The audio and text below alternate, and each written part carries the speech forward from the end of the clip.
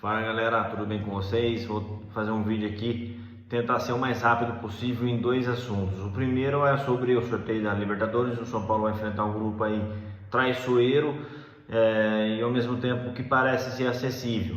Mas temos aí três times tradicionais que estão acostumados com Libertadores. O Talheres nem tanto assim, é um time que começou a frequentar mais Libertadores nos últimos anos. Mas Alianza Lima e Libertad são times que, embora ainda não tenham conquistado a competição, estão sempre disputando.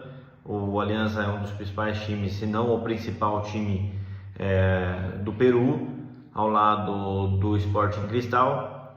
Já o Libertad é um dos principais times do Paraguai, ao lado de Olímpia e Cerro Porteño. É o time que tem menos torcida.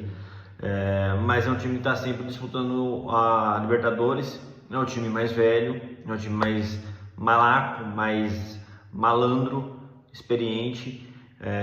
Não vai ser fácil enfrentar esses times, desde que você não jogue com seriedade.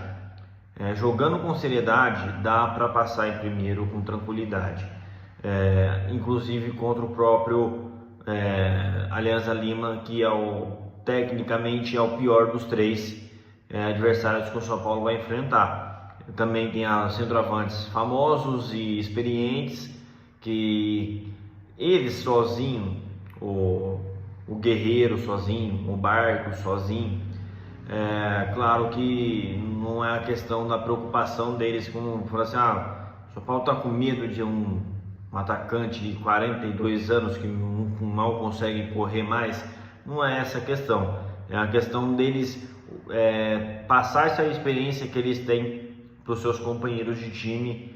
E claro, os companheiros deles vão tentar jogar em prol deles, na questão da malandragem, parar o jogo, não deixar o São Paulo jogar, fazer o jogo psicológico, que eu acho que vai ser muito mais isso nessa primeira fase. Então eu acho que se o São Paulo terá um teste importante nessa primeira fase, vai ser a questão psicológica, porque são três times muito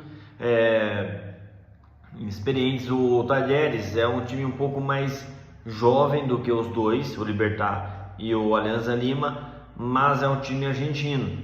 Tem alguns jogadores aí que já estão acostumados. O argentino desde cedo já é acostumado a jogos com esse caráter sul-americano, de catimba. Hoje o futebol sul-americano, como os brasileiros têm dominado a Libertadores e a Sul-Americana, o sul-americano um pouco menos, perdeu-se um pouco dessa questão da catimba, mas ainda existe.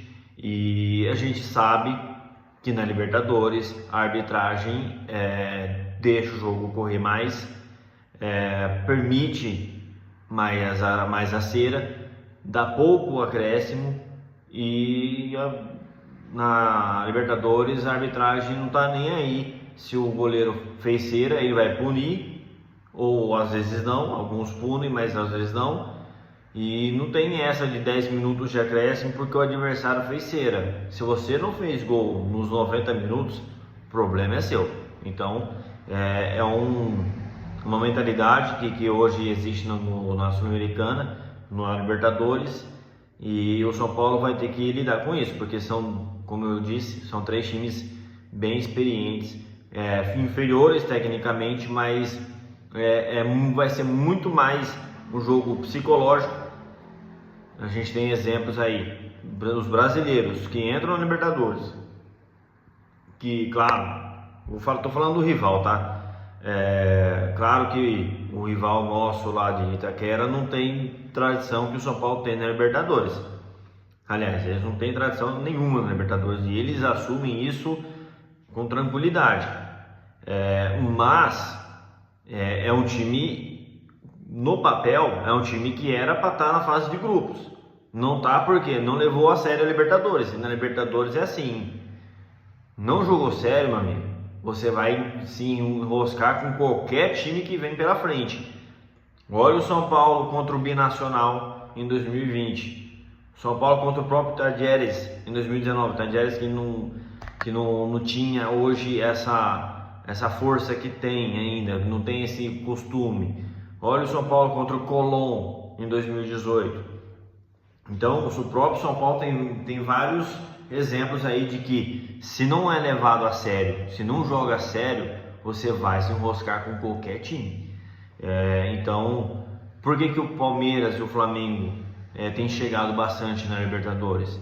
Porque o Flamengo goleia os adversários, porque o Palmeiras goleia os adversários. A gente zoa, né? Fala, golear Bolívar, Independente Petroleiro, Tigre da Argentina, Alcas do Equador, Católica, é fácil. Lógico que é fácil. Eles tornaram os jogos deles serem fáceis, jogaram com seriedade, por isso que se tornou fácil. Eles fizeram a superioridade técnica fazer valer a pena. E se o São Paulo não fizer a sua superioridade técnica valer, vai se enroscar. Então é bom que saiba disso. Demais, os rivais do São Paulo, acho que pegaram grupos acessíveis. O Palmeiras vai ter uma questão com o Cerro Porteño, é um jogo, o Palmeiras é favorito mesmo jogando lá. O Bolívar é o jogo que o Palmeiras já pode contar com um máximo um ponto lá na Bolívia, porque eles, além de ser um time que sabe usar a altitude, é um time mais técnico do que da Bolívia, é um time mais bem preparado, não é um time bom. Então, aí o Palmeiras tem também o Sporting Cristal, que é um peruano que não joga em altitude, então eu acho que o Palmeiras não vai ter dificuldade. O Flamengo também, se passar bem em Quito, também não vai ter dificuldade no seu grupo. O Botafogo, a gente não sabe qual vai ser o Botafogo que vai jogar Libertadores.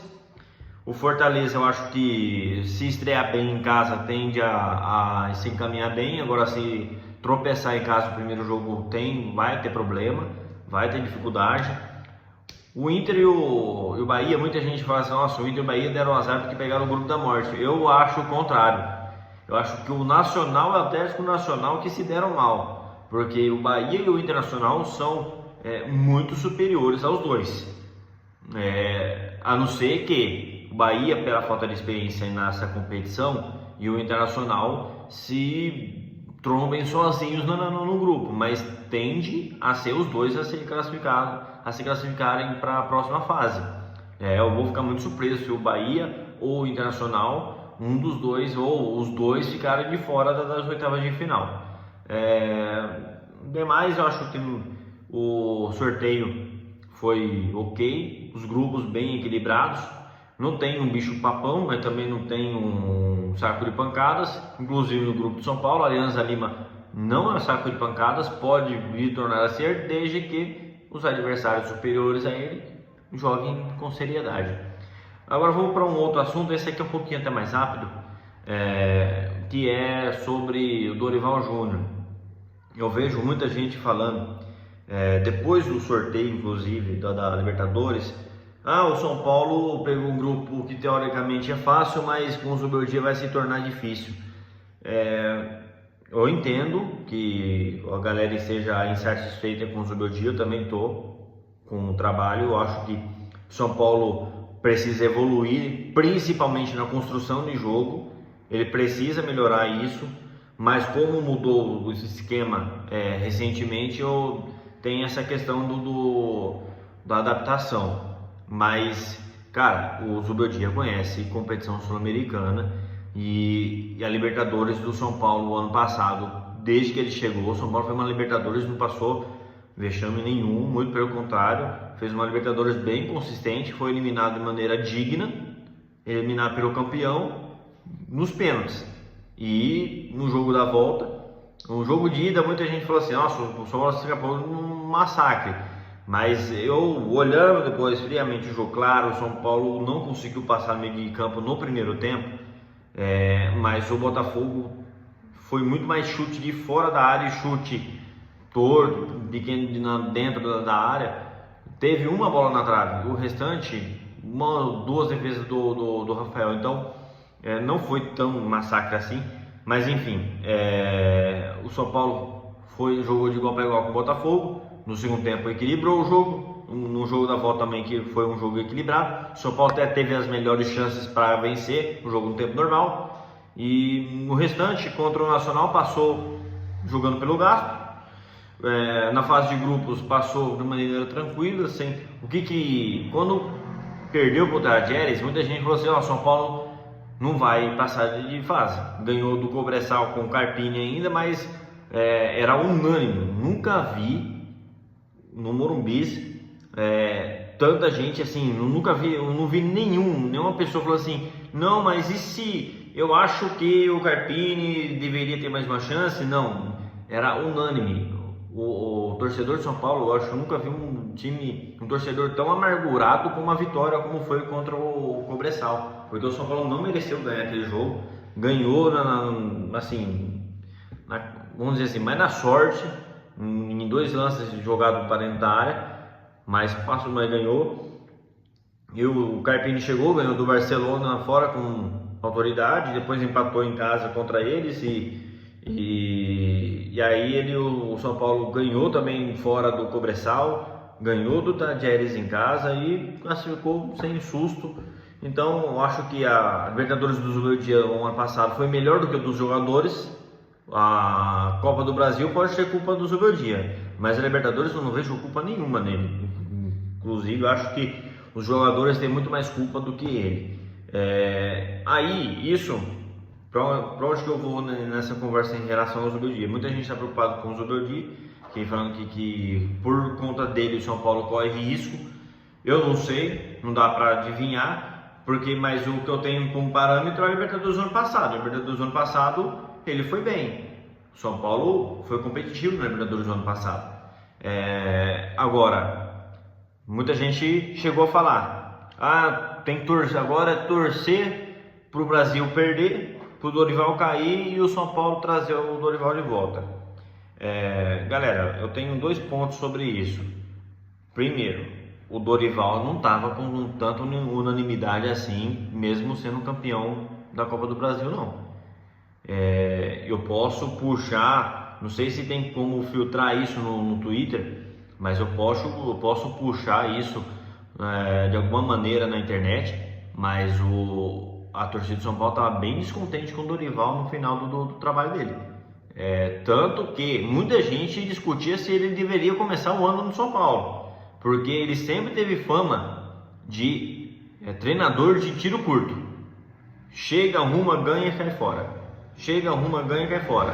Ou chega, arruma o time, salva o time e cai fora.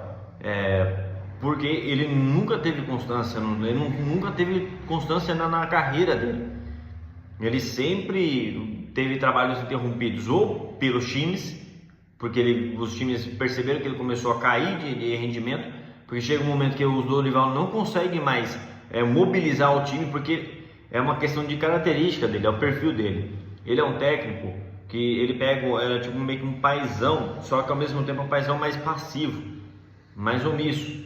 Porque ele é um cara que tenta ser legal com todo mundo, só que chega um momento que ele não tem pulso firme. E essa questão de ter o pulso firme quer dizer, um exemplo, ele levantando a mãozinha lá para falar numa rodinha dos jogadores da seleção brasileira na cobrança do pênalti, ninguém deu a bola para ele, porque ele não tem esse pulso firme. Se ele tivesse pulso firme, tivesse personalidade fora, ele chama: ô galera, dá licença aqui, deixa eu falar, eu sou o técnico dessa porra aqui. Mas não foi isso que aconteceu. Então foi até constrangedor aquela cena. O Dorival é um treinador que chega no momento, por exemplo, São Paulo perdeu de 5-0 para o Palmeiras e ele foi lá como se tivesse empatado, como se tivesse ganhado 3-0 sem tomar susto nenhum no jogo de Campeonato Paulista. Parecia que era um jogo normal, que era um jogo assim, tipo assim, sabe? Lembra daqueles 3-0 que o São Paulo ganhava da Inter de Limeira, do Barueri, Sertãozinho, com Muricy, que o São Paulo ganhava só jogando na preguiça, que não fazia força nenhuma e só ganhava no erro do adversário, que dava o jogo que dava sono. Eu lembro muito bem dessa época. Se você lembra, se você puxar um pouquinho aí, você que acompanhou essa época, aí você vai lembrar. Sabe esse 3-0 sonolento que o Muricy depois ia fazer entrevista com aquela boa vontade do Muricy? Era o Dorival depois do jogo contra o Palmeiras. A maior boa vontade, nem parece que tomou uma surra. Outros jogos lá que perdeu do Goiás de uma maneira ridícula, perdeu do Cuiabá, aí perdeu do América Mineiro de virada com um jogador a mais em Minas.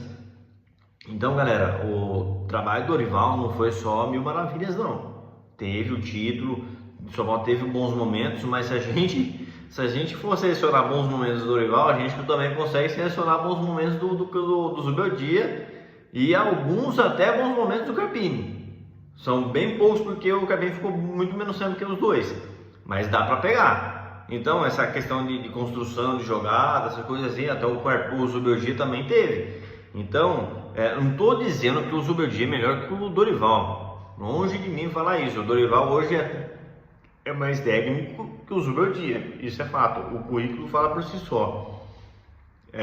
E até a questão do jeito de montar o time, eu ainda prefiro o Dorival do que o do Zubeldia. Mas o técnico de São Paulo hoje é o Zubeldia, então isso que importa. Estou para analisar ele aqui. E muita gente torcendo aí pro Dorival sair da seleção para voltar para São Paulo. Aí eu vou para um outro ponto, que vocês perceberam, eu até comentei isso no Twitter, vocês perceberam que todo técnico brasileiro, óbvio, né? Porque todo técnico que estava aqui no Brasil e vai para a seleção e depois sai, tem um declínio acentuado, né, na carreira. Foi assim com o Felipão, na última passagem, foi assim com o Fernando Diniz, foi assim também com o Luxemburgo um pouco mais atrás, e tá com cara de que vai ser assim com o Dorival, porque o Dorival é um cara assim, ele lutou muito para chegar na seleção, ele estava sonhando com esse convite, e toda entrevista no São Paulo, coletivo que ele dava no São Paulo, isso estava escancarado, que ele estava só esperando um convite para a seleção. E justo, todo técnico tem o direito de sonhar com a seleção. Todo técnico quer estar à frente da seleção. Isso aí é óbvio e é natural.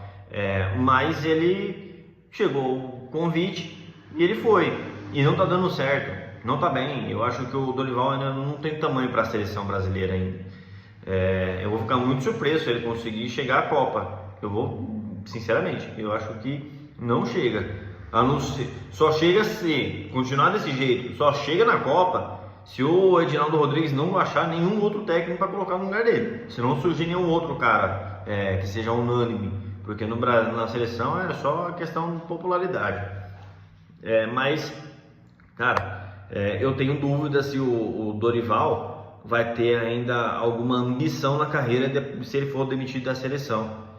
Imagine na cabeça dele a frustração que vai ser dele ser demitido antes de chegar numa Copa do Mundo, a frustração como profissional na carreira dele que vai ser para ele, além desse abalo, dessa frustração que ele vai sofrer, eu duvido que ele vai querer assumir qualquer time no intervalo de 2 meses, eu duvido.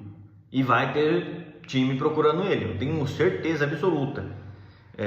Agora, ele vai estar preparado? Ele vai estar com foco? Ele vai ter ambição? Porque assim, chegar na seleção para qualquer profissional é um ápice da carreira. E o natural de todo ser humano, quando chega no seu ápice, quando ele chega lá, é relaxar. Eu falei assim, já consegui tudo que eu queria. Às vezes o cara não tem mais o que eu provar para ninguém, não tem todo o título, o meu esforço para ganhar título com o São Paulo, a primeira Copa do Brasil, o meu esforço para ganhar a Libertadores com o Flamengo, o meu esforço para ganhar a Copa do Brasil que eu tive lá atrás para ganhar com o Santos, já foi recompensado, já consegui chegar na seleção. Infelizmente me frustrei aqui, não consegui fazer o trabalho que eu esperava, não consegui vingar na seleção, o que eu vou fazer da minha carreira agora? Eu já atingi meu ápice, então não tem mais ambição. Então, ou pode ser que ele depois de um tempo aí ele repense, mas isso vai gerar, vai requerer um tempo para que ele engula aí essa possível frustração com a seleção e nessa situação hipotética aí de demissão antes de chegar na Copa, e também, como eu falo, se acostume, que cure a ferida da frustração. Então, mesmo que ele pense ainda em continuar sua carreira como técnico, que o Dorival já é técnico há um bom tempo, ele já tem uma boa idade aí, mesmo que ele decida continuar a sua carreira como técnico, uma possível saída da seleção, eu duvido que ele vai pensar em aceitar qualquer convite no intervalo de pelo menos 2 meses. Aí são 16. Claro que todo técnico gosta de estar trabalhando. Se o cara quiser estar trabalhando, ele não vai ficar muito tempo parado, 1 ano, por exemplo. Mas a questão ele vai continuar acreditando nas suas metodologias, ele vai conseguir fazer um bom trabalho num grande clube brasileiro. Então, muitas questões que traz a nós quando um cara sai de uma seleção. E ela fala assim, mas muita gente vai estar pensando, mas isso aí é bobagem, o cara vai vir para São Paulo, o cara é bom, o cara tem capacidade, tudo, ele já fez bons trabalhos, óbvio, ele não vai querer deixar o time na mão. Mas, galera, não é só isso, não é.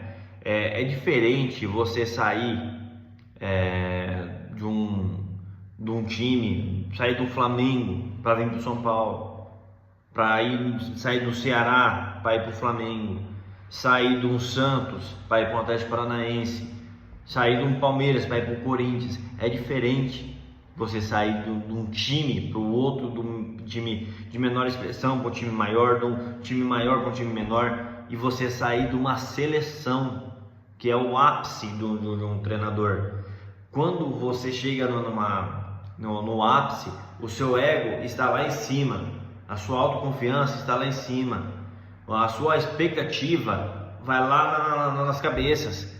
E quando isso dá errado, quando você se frustra, quando você não chega nem a disputar uma Copa, cara, isso aí te derruba. Da mesma maneira que isso subiu na sua cabeça, isso te derruba.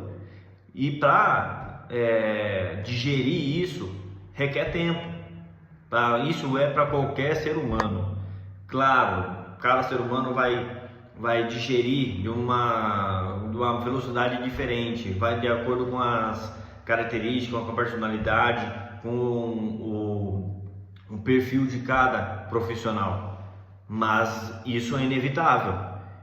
Então, eu tenho dúvida, sinceramente, se o Dorival chegar a sair da seleção, se ele terá cabeça e capacidade para fazer um bom trabalho em um outro time.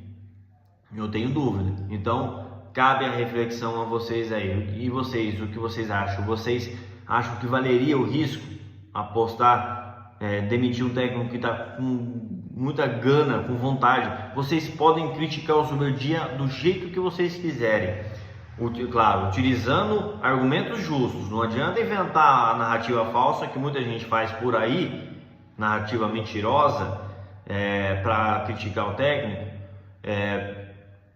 E vocês podem criticar, não gostar dele, tem todo o direito, claro, utilizando narrativas verdadeiras ou argumentos verdadeiros. Mas uma coisa vocês não podem negar, que o Zubeldia está com muita vontade, com muita gana de fazer as coisas acontecerem. E toda vez que ele dá um passo atrás, que ele muda uma formação, ele muda um jogador, ele muda um planejamento, isso demonstra que o cara está com vontade de fazer as coisas acontecer, que ele demonstra que ele está enxergando que precisa mudar, que precisa melhorar. Isso é um bom sinal. Seria ruim se ele não tivesse mudando nada, até porque eu acho que se ele não tivesse esse senso de reconhecer que precisa mudar o caminho, ele já teria sido demitido do São Paulo. Mas ele está com gana, está com vontade. Ele demonstrou em vários momentos no São Paulo que ele enxerga que precisa mudar e ele realmente muda. Tanto que isso é fato. É só ver o histórico, algumas mudanças que ele cometeu no time. Se melhorou ou não, é outra coisa. Agora, que ele fez mudanças para mudar o rumo, ele fez. E isso demonstra, isso é um sinal de que é um cara que quer fazer acontecer. Então, vocês trocariam isso, um cara que quer fazer acontecer, por mais que ele ainda esteja derrapando, por um cara que talvez não vá ter cabeça, não vai ter mais ambição e nem culhão para assumir o São Paulo? E eu não trocaria.